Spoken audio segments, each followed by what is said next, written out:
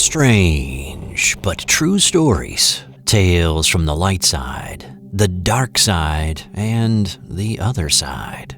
I'm Steve White.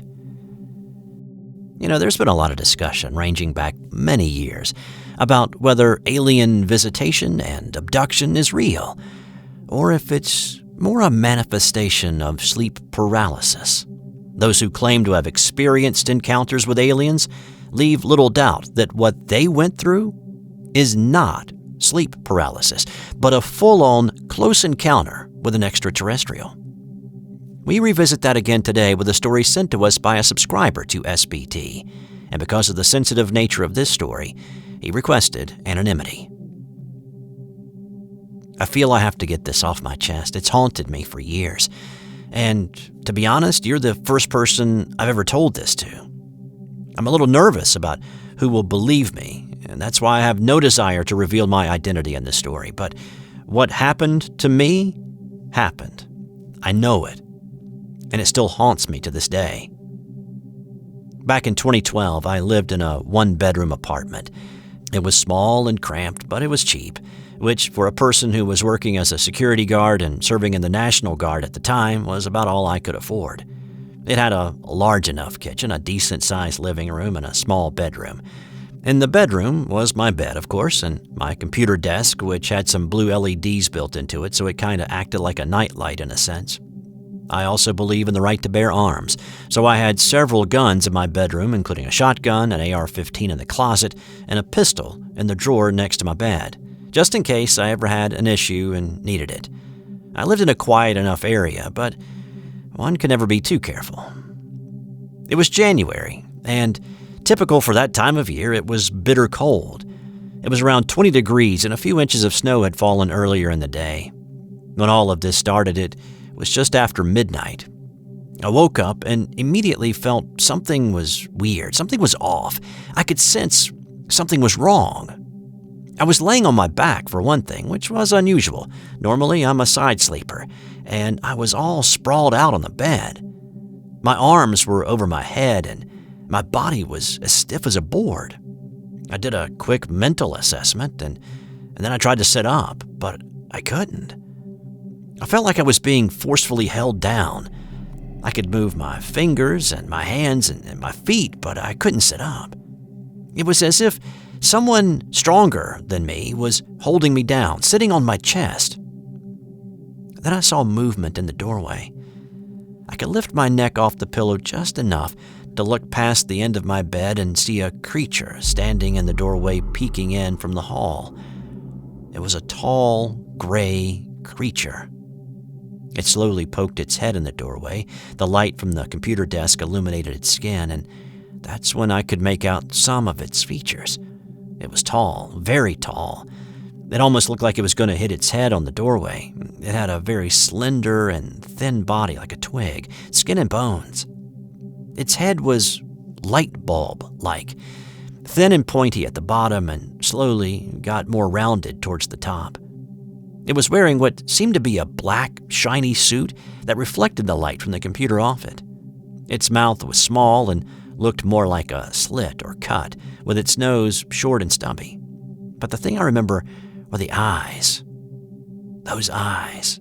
God, those eyes. Black, dark, always fixed on me.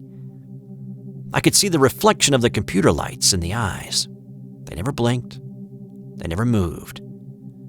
They were just large and pitch black, sunken in. In fact, they didn't look like eyes at all. I was freaking out now. My breathing got faster and labored as I once again tried to sit up and get out of bed. I wondered, am I in a dream? I began to panic. I tried to scream, and that's when I felt it, this pressure. It felt like something had just laid on top of me, and for whatever reason, I couldn't force it up. I couldn't open my mouth. I could only breathe through my nose. It was as if my mouth was taped shut. I couldn't scream. I couldn't move. I was powerless.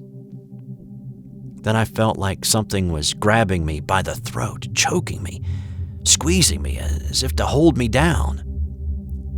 I thought about trying to grab my gun on the bedside table, but any time I attempted to move, I couldn't.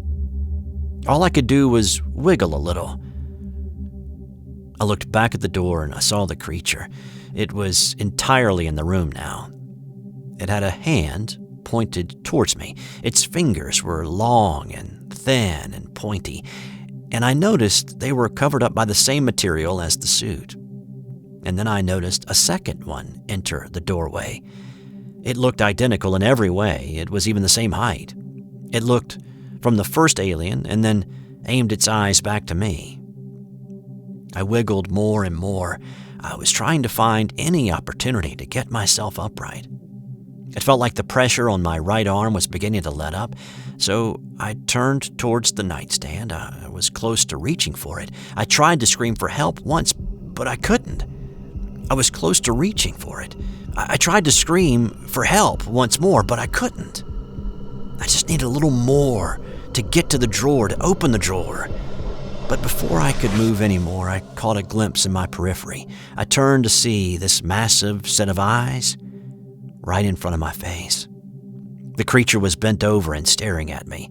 I could see my face reflected in its deep, black eyes. It was like the abyss was staring back. My legs went numb. My body felt like pins and needles were stabbing me. Not just into my skin, but deeper into my bones as well. That feeling slowly worked its way up my legs, reaching my chest and spine. The second creature wasn't looking at me now. Instead, it was looking at the first creature. It stood in the doorway still, just staring at the creature who was in my face. As if, I was interpreting it as it didn't know what to do. I turned my focus back to the creature that was in my face. It started shaking its head violently, like it was spasming, neck muscles twitching wildly. Its mouth opened a few times. It had no teeth that I could see. The alien that was in the doorway started moving towards the bed. I saw it reach out to the alien that was still inches from my nose. I thought that a little strange, but I didn't have time to really process what was going on at that particular moment. That's when I was able to gather one more ounce of strength and felt my fingers reach the drawer. I quickly slid it open and grabbed the gun. My mouth no longer felt like it was sealed shut. I screamed loudly as I brought the gun up to intimidate and surprise. Suddenly, the pressure, the pain, the numbness all went away. I was free. I swung the gun around the room to locate the alien that had been in my face, but it was gone. I looked towards the doorway, and the second creature had gone too. I walked around the apartment, turning lights on. I noticed it was cold, very cold. I had turned the heat down a little bit before I had gone to bed, but it was as if I was standing outside in the frigid cold. I turned on every light as I did a sweep of the house. Nothing. Not a sign of either of the creatures. I grabbed a flashlight and I ran outside. Sure, it was cold. Sure, I was walking around outside in the cold night with a loaded pistol and just in my shorts. But I wanted to see them again. I wanted answers. I checked the sky, the roofs of the other houses, and even looked in the snow for any signs of footprints or something. Anything to tell me that I had indeed seen two aliens. Nothing. I lit a cigarette, sat down in a snow-covered lawn chair, and tried to put everything I had seen together to try to make sense of it. I remembered towards the end of the experience, the second creature had approached the first creature and placed its hand on the first creature's shoulder. Why? Was it helping? And if so, who? Me? Or its fellow alien?